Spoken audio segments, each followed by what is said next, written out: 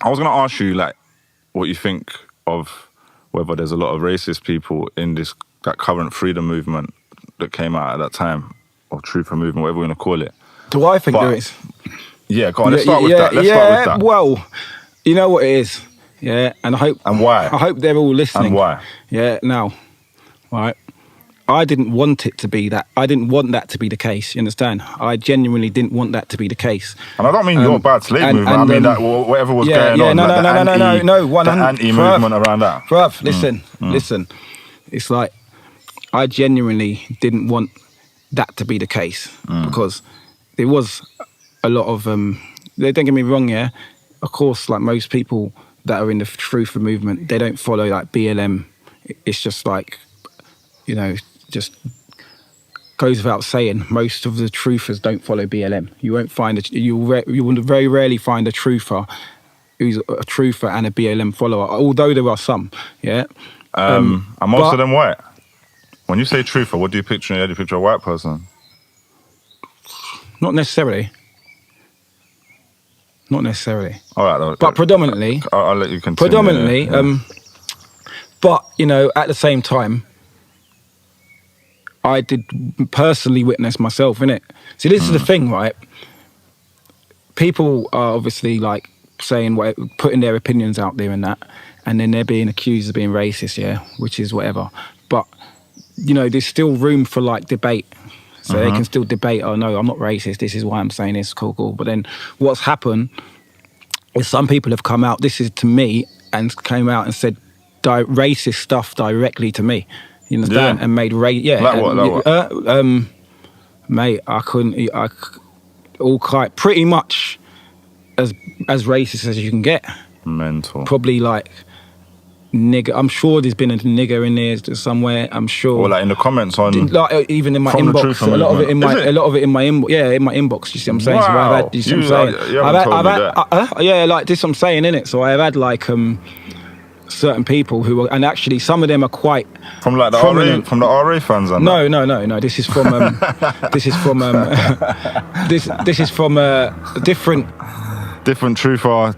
Yeah, circles and factions like, and that. Yeah. So a lot of the racism actually was coming from. Is that the army? Nah, it's. I wonder if they'll pick that up. Yeah, a lot of it was actually coming. To the racist stuff, a lot of it was coming from the Midlands actually. So a lot of it was coming from like the East Midlands and that sort of area. Obviously, like Algie, he's had some experience with. Oh yeah. And then but then that geezer there, he's from London, and I don't. The thing with me as well is I don't follow any of this stuff. I don't go. I don't go to protests. I don't watch any of this stuff on YouTube, and I don't tend to like move around with truthers and these sorts of people. So I don't really know what goes on within this. I want to ask you something on that, but we're going to come back to it. I want to ask you, what do you do then to fight these kind of issues? Because you've made a clothing. You've made a clothing. I don't want to ask it now. I've got another question first, but I'm going to say that now, so we know that question's coming, right? Well, I think we need to get to it before the end of this podcast. What do you do? You started a brand with. Actually, let's do that first now. So we started the brand. You started this brand with this ethos. Yeah. What are you hoping for it to achieve, as far as like putting that message out there? Because obviously it has a message. Yeah. Do you want it to? Do you have a vision of it making some kind of impact? Yeah, definitely. Like, it's just trying to like show people the way out of whatever situation they're in, and guide them to a better place in life. And obviously people, that's the thing with us, yeah, our door's always open, innit? So people want to come. Is it really though? Because you're quite like, on the social media, it feels like you're just cussing everybody. Who? I do as well. Who am I cussing? I cuss racist. Who am I cussing? You seem like you're cussing anyone that's not on.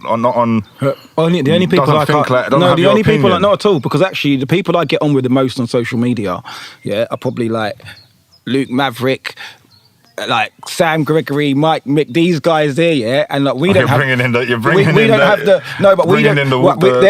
people that I banter with the most. They're the people I banter with the most on social media, yeah. You're not even in the group. Why haven't they got you in the group? It don't matter. We got a group chat still. Yeah, but they're the people I banter with the most, yeah, and they don't have the same points of view as me. No, and I don't. So at the end of the day, I have a lot more the same as you than people think. But so I'm not like I said, I'm not like, nah, they're man, ain't. You know what I mean? All right, let me ask you this, yeah? Bad Slave. So we're establishing you created this brand. Yeah. In a similar time to when these kind of guys were creating freedom movements against what was going on in the country. We established that there's a lot of white racist people doing that. It's my opinion. And I just know, when I started looking at those protests, I looked at it and whatever people think of BLM or whatever as an organisation, the message, I'm sure most of us agree with the message as very basic, simple message, right? So when the protests for that were happening just because of the message, I was like, I went to some of those early ones, you know what I'm saying? Yeah. And there wasn't like loads of white people at them and all that, definitely not them early ones. And I was like, okay, now this like lockdown things happened. Suddenly all these like right-wing white people are now wanting to take to the streets and protest. Why didn't you guys come and protest for this? You didn't care about. So it seemed to me like they suddenly cared about freedom when it affected white people. This is the double-edged sword though. I'm not saying that in context of BLM though. But this is a double-edged sword because a lot of people, see, I get that side of the argument, that hurt people's feelings, innit? What did? Like the fact they were like, what? No one turned out for us. Like, No. Overall, I don't want to focus on that. I want to focus on the fact that but I'm trying to answer the question. These white guys come out caring about freedom only when it's affecting them. Yeah, no, but what they was pissed off about, from what I gathered, was that everyone was literally told. I wasn't in London at these points, so I don't know how severe the lockdown was. From what I saw, it seemed seemed like you man was under the thumb. I was outside, like it seemed like you man were under pressure. There wasn't much going on, so it seemed like whatever. What it seemed like you man in London. It seemed like you man in London were running to the shops and looking at, you know what I mean. It seemed like you, and I get it. When I was in St Albans before I moved out, and I did, even though it's not even in London, I slyly felt a little bit under pressure. Do you know what I mean? I kept hearing helicopters flying above me. Do you know what I mean? It was a weird time. I got out of, you know what I mean? Once I got to the southwest, it was normality, But I know people in London was under hella pressure. Do you see what I'm saying? So. But what you're saying, what I'm addressing is the white people that were like suddenly outside going, "Oh, let's all fight together for freedom." Yeah. But then if you turn around to them and go, I don't want, like, BLM's the obvious example, but I don't want to use that because of the things people have issue with the organisation, right? But let's just say there's let's say there's a racist attack and we just want to go and address, there was a racist attack, like, let's go and do something about it, or let's go and protect that person.